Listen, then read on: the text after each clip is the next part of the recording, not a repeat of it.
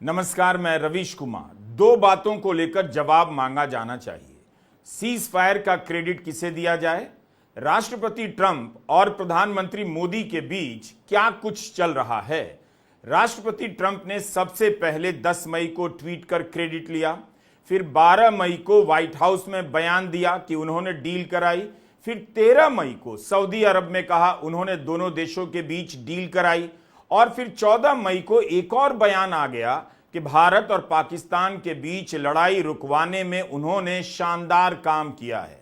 Air force one में उन्होंने यह इंटरव्यू दिया है फॉक्स न्यूज को, जिसमें ट्रंप कह रहे हैं कि उन्होंने इस मामले में शानदार काम किया, यानी ट्रंप एक बार फिर से क्रेडिट ले रहे हैं।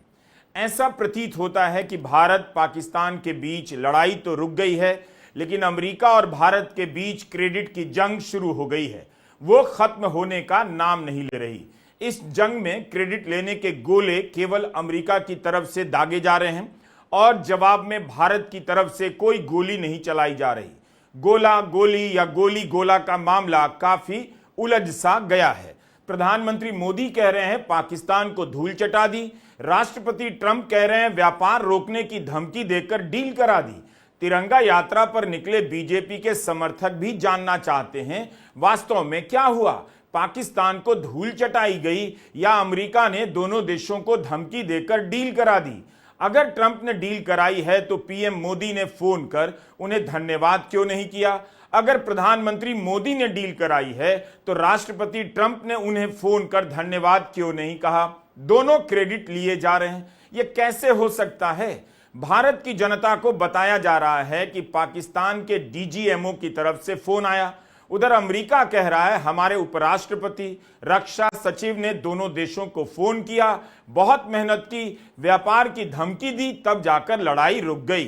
सर, नीरज हूँ, न्यूज 18 इंडिया से। आपने कहा कि कई अमेरिकी नेताओं की बात, मिलिट्री जो कार्रवाई चल रही थी भारत की, उस दौरान बातचीत हुई। प्रधानमंत्री नरेंद्र मोदी से किस अमेरिकी नेता की बातचीत हुई? क्योंकि मीडिया रिपोर्ट में आया है कि अमेरिकी उपराष्ट्रपति जेडी वांस ने उनसे बातचीत भी किया और यह भी अनुरोध किया था कि वो अपनी मिलिट्री कार्रवाई को थोड़ा कम करें, डीएस्केलेट करें। प्रधानमंत्री की बात अमेरिका के उपराष्ट्रपति जेडी वांस से हुई थी और उस दरमियान जो बातचीत हुई थी दोनों नेताओं के बीच में, उससे आपको अवगत भी कराया गया है। भारत इतना ही स्वीकार कर रहा है, इनका फोन आया था, उनका भी फोन आया था, लेकिन अमेरिका कुछ और कह रहा है कि उसने व्यापार रोकने की धमकी देकर लड़ाई रुकवाई। राष्ट्रपति ट्रंप कह रहे हैं I did a good job. तो प्रधानमंत्री मोदी का इस मामले में जॉब क्या था? गुड था या बैड था? क्या उन्होंने गुड जॉब नहीं किया? इसी पर आज के वीडियो में हमारा सवाल है कि क्या प्रधानमंत्री मोदी और राष्ट्रपति ट्रंप के बीच अब वैसी दोस्ती नहीं रही जब दोनों एक दूसरे को फ्रेंड कहा करते थे?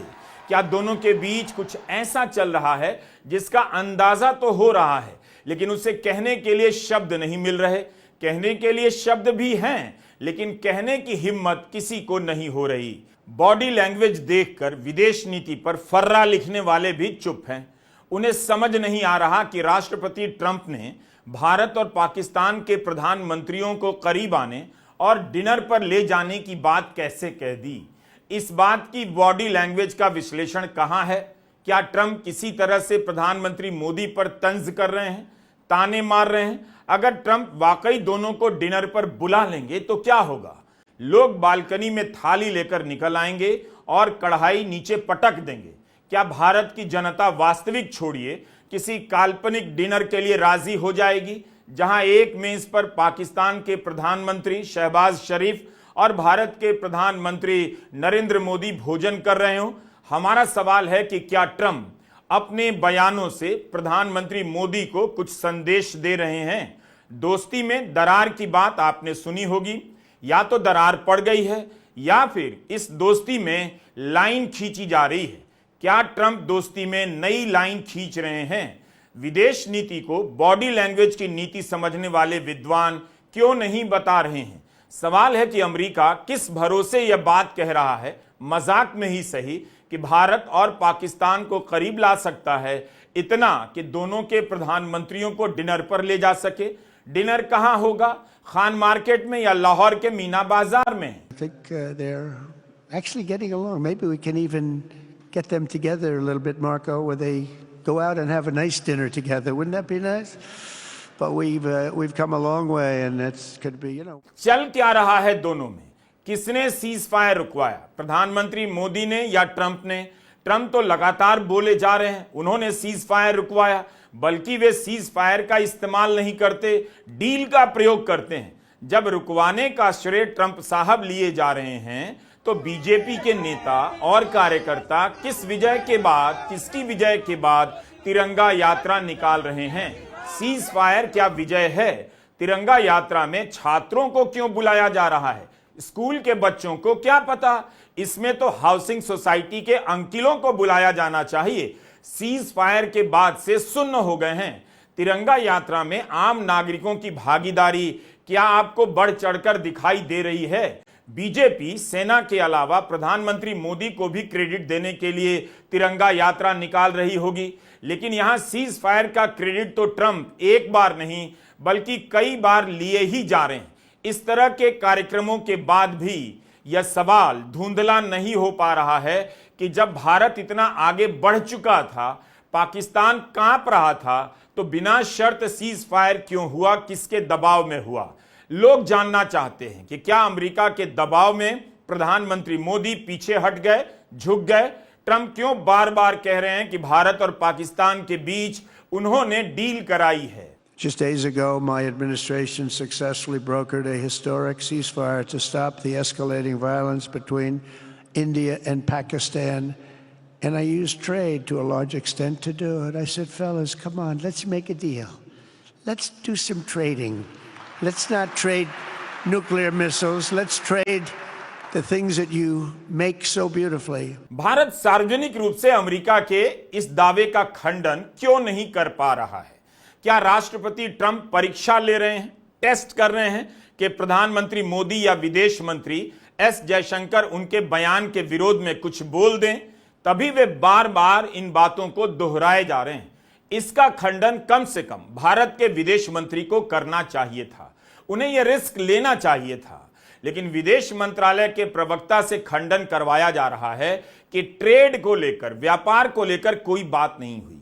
पहलगाम हमला हुआ तब प्रधानमंत्री सऊदी अरब में ही थे, वहां की यात्रा छोड़कर लौटे थे। उसी सऊदी अरब में ट्रंप ने दोहराया कि डील उन्होंने कराई, और जब यह कह रहे थे तब वहां बैठे सऊदी अरब के प्रिंस मोहम्मद बिन सलमान अल सऊद तालियां बजा रहे थे। 12 मई और 13 मई को ट्रंप ने 2 बार यह बात कही है, लेकिन भारत की तरफ से विदेश मंत्रालय के प्रवक्ता रणधीर जायसवाल कहते हैं किसी भी स्तर पर व्यापार को लेकर कोई चर्चा नहीं हुई। उन्होंने यह तो माना कि ऑपरेशन सिंदूर के बाद भारत और अमेरिका के बीच बातचीत हुई, लेकिन व्यापार की चर्चा नहीं हुई। सीज फायर के पीछे व्यापार की क्या भूमिका थी, इसे लेकर 2 दावे हैं। एक दावा खुद राष्ट्रपति ट्रंप कर रहे हैं, एक बार नहीं कई बार कर रहे हैं, लेकिन भारत की तरफ से पहला खंडन, आधिकारिक खंडन विदेश मंत्रालय के प्रवक्ता करते हैं कि ट्रेड डील का कोई रोल नहीं था। इसके पहले सूत्र कर रहे थे, सूत्र के बाद विदेश मंत्रालय के प्रवक्ता। देश जानना चाहता है कि क्या विदेश मंत्री भी इसकी निंदा करेंगे या खंडन करेंगे। कम से कम इस बयान को लेकर ही मोदी सरकार के मंत्री ट्वीट कर देते, देखिए हमने अपनी राय साफ कर दी, ट्रेड को लेकर कोई बात नहीं हुई। विदेश मंत्री एस जयशंकर इसे ट्वीट कर देते, क्यों नहीं किया उन्होंने अपने ही प्रवक्ता के बयान को लेकर ट्वीट? प्रधानमंत्री मोदी ने यही दावा किया है। ट्रंप उनके फ्रेंड हैं, ट्रंप ने भी उन्हें कई बार अपना फ्रेंड कहा है। जब से पहलगाम हमला हुआ तब से आपने ट्रंप के बयानों में कितनी बार प्रधानमंत्री मोदी को लेकर फ्रेंड जैसा संबोधन सुना है?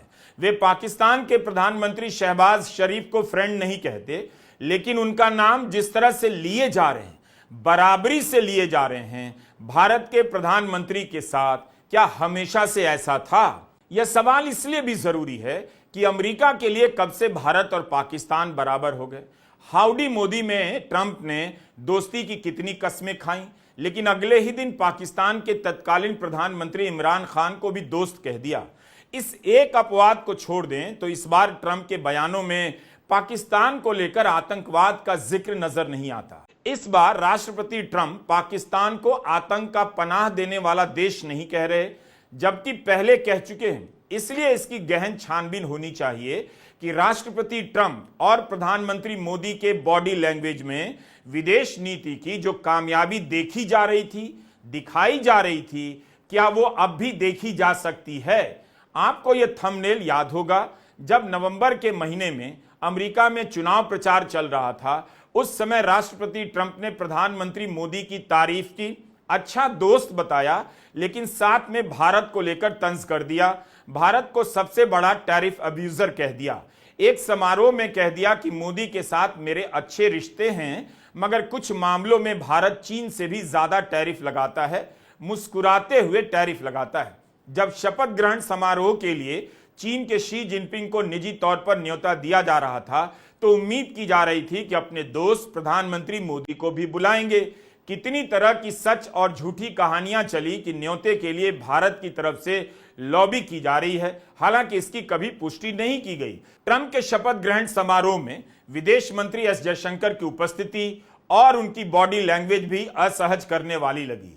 शपथ लेते ही ट्रंप ने अमेरिका में अवैध रूप से रहने वाले प्रवासियों को हथकड़ियों और बेड़ियों में बांधकर भारत भिजवा दिया। कुछ देशों ने जब विरोध किया, ट्रंप उनकी बात मान गए, उन्हें सम्मान के साथ भेजा। लेकिन भारतीयों को लेकर जब अमेरिकी सेना का विमान उतरा तो कितना हंगामा हुआ।